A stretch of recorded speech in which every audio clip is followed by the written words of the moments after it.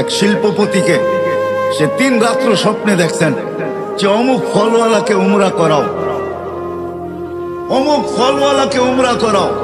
প্রথম দিন দ্বিতীয় দিন সে বুরুক্ষেপ করে নাই যে হয়তো এটা এমনি দেখতেছি।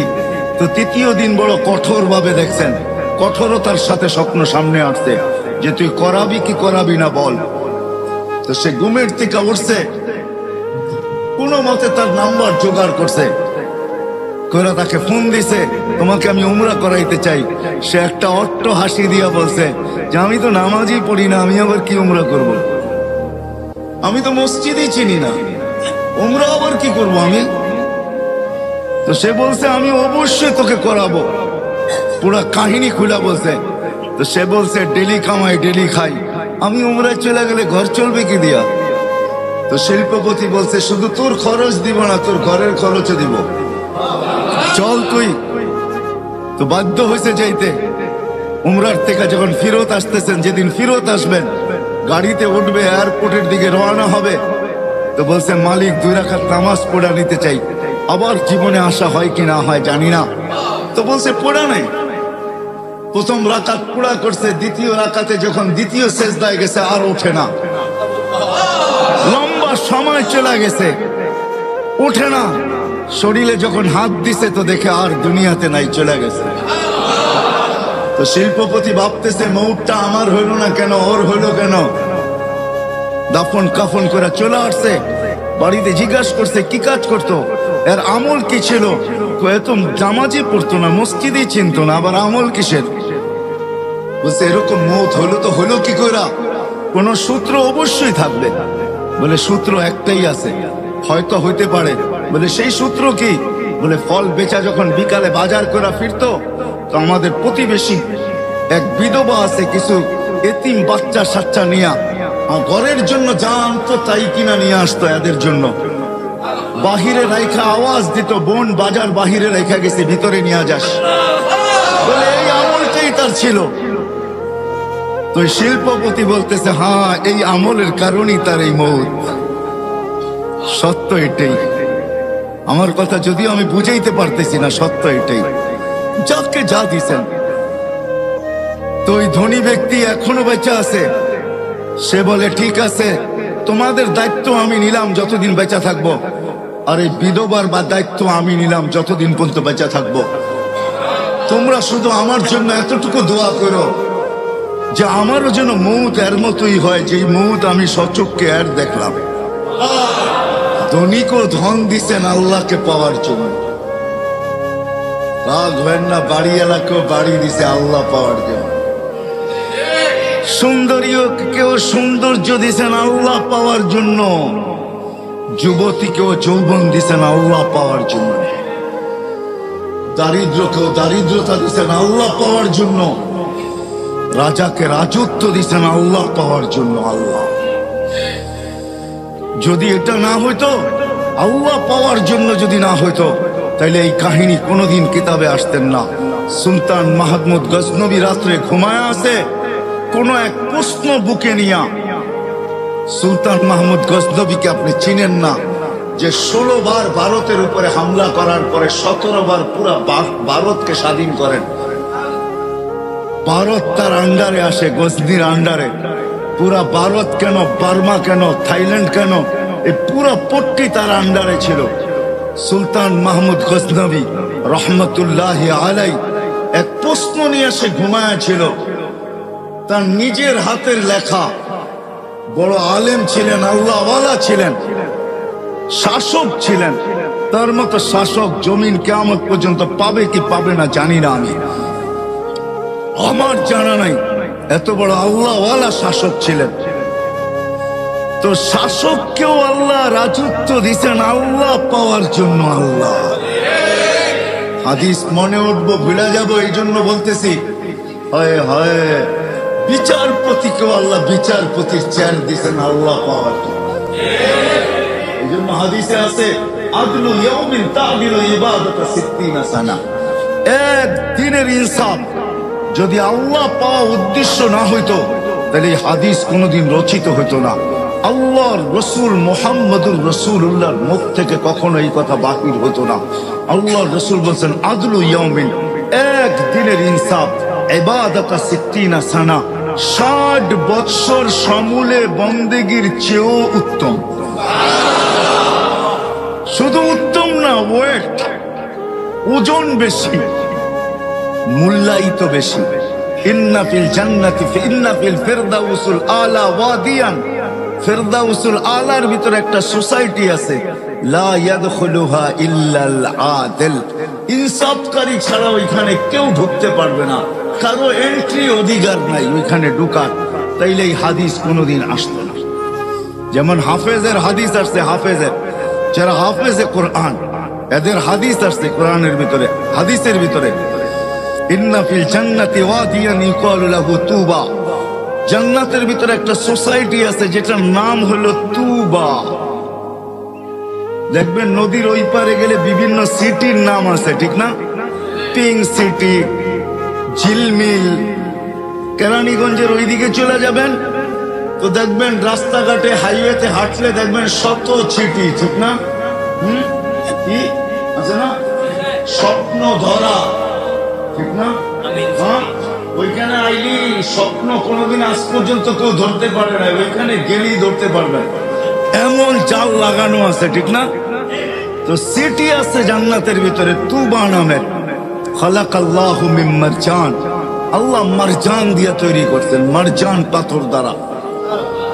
লাহু ৭০,০০০ বাবান, যা ৭০,০০০ গেট। আলা কুল্লি বাবিন ৭০,০০০ মালাইকা, প্রত্যেক গেটে ৭০,০০০ ফেরেশতা। হাফেজে কোরআন যখন ঢুকবে তো প্রত্যেক গেটে ৭০,০০০ ফেরেশতা গার্ড অব অনার দিবে, guard of honour. Guard of honour বোঝেন? হ্যাঁ, গার্ড অব অনার দিবে। শেষ দরজা যখন অতিক্রম করে শহরে ঢুকবে, ৭০,০০০ অতিক্রম করার পরে শহর শুরু হবে, তো ৪৯০ কোটি ফেরেশতার গার্ড অব অনার কমপ্লিট হবে। কত? ৪০০ লিহাফিজিল কোরআন, ওই শহরটা হাফেজে কোরআনকে দিবে আল্লাহ। আপনি আঙ্গুল উঠেলে কি আর আসে যায়? আপনি আজকে গালি দিলেই কি বা আসে যায়? হ্যাঁ, আসতে দেন না যাওয়ার সময়। তো আল্লাহ যা দিচ্ছেন, এরকম আদেলের জন্য, ইনসাফকারীর জন্য একটা সোসাইটি বানানো আছে যেখানে আর কেউ ঢুকতে পারবে না। তো সুলতান মাহমুদ কোন স্বপ্ন নিয়ে ঘুমায়া গেছেন, প্রশ্ন নিয়ে ঘুমায়া গেছেন, স্বপ্নে আল্লাহর রসুল আসছে আর আয়েশা বলছে, সুলতান তোকে আল্লাহ মাফ করে দিছে, যা। রাজত্ব দিচ্ছেন তো আল্লাহ আল্লাহকে পাওয়ার জন্য দিচ্ছেন।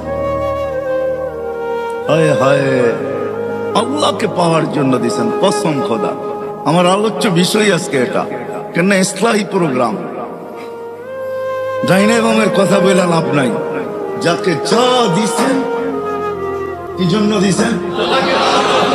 যাকে দৃষ্টি দিচ্ছেন তাকে আল্লাহকে পাওয়ার জন্যই দৃষ্টি দিচ্ছেন। যাকে দেন নাই তাকেও আল্লাহ পাওয়ার জন্যই দৃষ্টি দিচ্ছেন, দেন নাই। এই জন্য হাদিসে আছে, তাইলে কোনোদিন এই হাদিস হতো না। মান আখাযা কারিমাতাইহি সুম্মা সাবারা আলাইহি, আল্লাহ বলে যার দুই চক্ষু আমি দৃষ্টি দেই নাই, সে সবর করলো, তো আল্লাহ বলে ওয়াজাবা লাহুল জান্নাহ, আমি জান্নাত তার জন্য অবধারিত করছি, অবধারিত। কেউ না গেলেও সে যাবে। দৃষ্টি দিছেন আল্লাহকে পাওয়ার জন্য। উদাহরণ দিব, যদি আল্লাহ পাওয়ার যদি না উদ্দেশ্য না হইতো তাহলে এই হাদিস কোনোদিন আসতো না।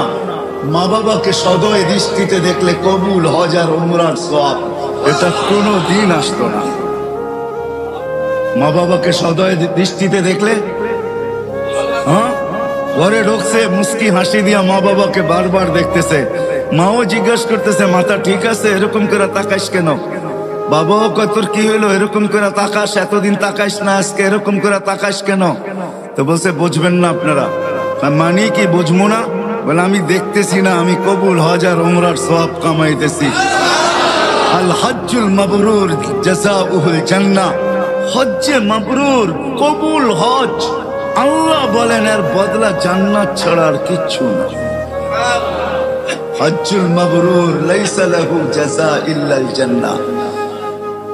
তাইলে দৃষ্টিও দিছেন আল্লাহকে পাওয়ার জন্য, সাথে আরেকটা শব্দ যোগ না হইলে ভুল হয়ে যাবে আমার, সেটা হলো আল্লাহ আল্লাহর রসুলকে পাওয়ার জন্য। আল্লাহ আল্লাহ আল্লাহ আল্লাহ আল্লাহকে পাওয়ার জন্য এবং আল্লাহ রসুলকে আল্লাহ রসুলকে আল্লাহ রসুলকে পাওয়ার জন্য,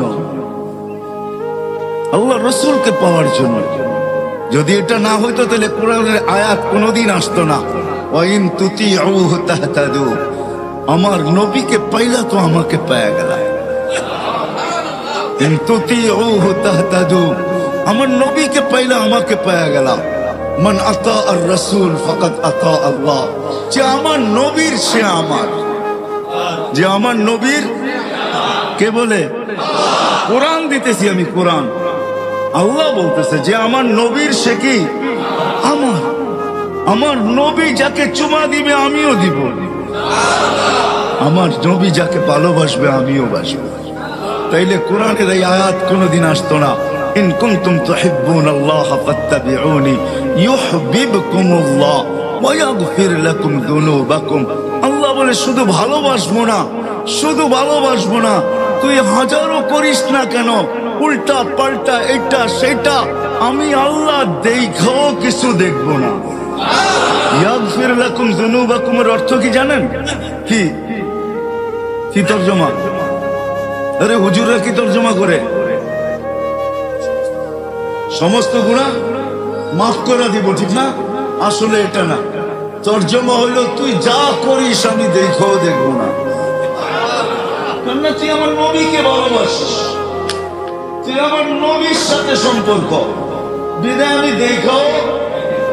এই জন্য কোরআনের আরেক আয়াত আছে, ওয়ায়াফু আন কাসীর, আমি দেখাও দেখি না, লেখাও লেখি না, দৈরাও ধরি না, কিচ্ছু করবো না। তুই আমার নবীর, আমার বন্ধুর না, আমরা তো নবীকে চিনি না, ঠিক না? চিনি? হ্যাঁ, নবীকে চিনি না। নবী আমাদের জন্য কি করছেন এটাও জানি না, জানেন? কিচ্ছু জানি না, নবীকে চিনি না। নবীকে ওইদিকে গেলে আমি হারায় যাব, কেননা আমার মনের বাসনাই এখন ওইদিকে গেলে আমি হারায় যাব, বিলকুল হারায় যাব।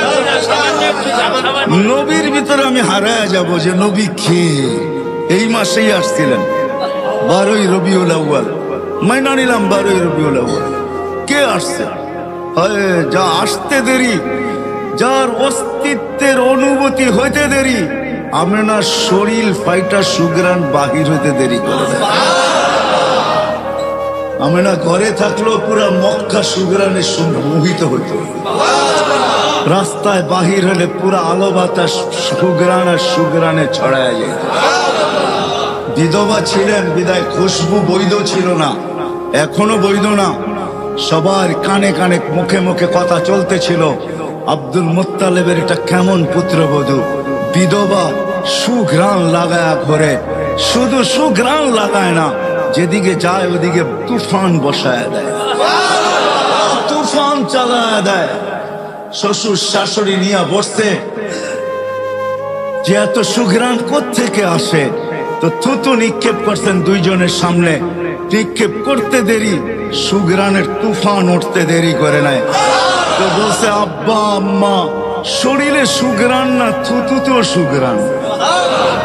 বলছে এটা লাগানো সুঘ্রাণ না, এটা পেটের বাদশার বদৌলতে সুঘ্রাণ, পেটে যেটা আসছে এটার কারণে সুঘ্রাণ। বলছে আম্মা বলার ছিল না, বলার ইচ্ছা ছিল না, যখন বাধ্য করতেছেন তো বলতে শুরু করলাম। বলে যেদিন পেটে আসছে, বলে ওই দিন সমস্ত ঘরের দেওয়ালগুলা মুহূর্তে মুহূর্তে সালাম দিতেছিল, সালাম আমিনা সালাম। ঘরের বাড়ির কলা পর্যন্ত সালাম দেয়। আকাশে বাহিরে বাহির হইতে দেরি, রাত্রে আকাশের তারাগুলা ছুটে এসে সালাম দিতে দেরি করে। এখনো অস্তিত্বই হয় নাই, দুনিয়াতে আসেনি না, সালাম আমিনা সালাম। বলছে আমেনা চাঁদ পর্যন্ত এসে সালাম দিতেছে, সালাম আমেনা সালাম। সূর্য শুধু আসতে পারে না, কেননা আসলে দুনিয়ার তাপে দুনিয়া থাকবে না, এই জন্য সূর্য দূরের থেকেই বলে সালাম।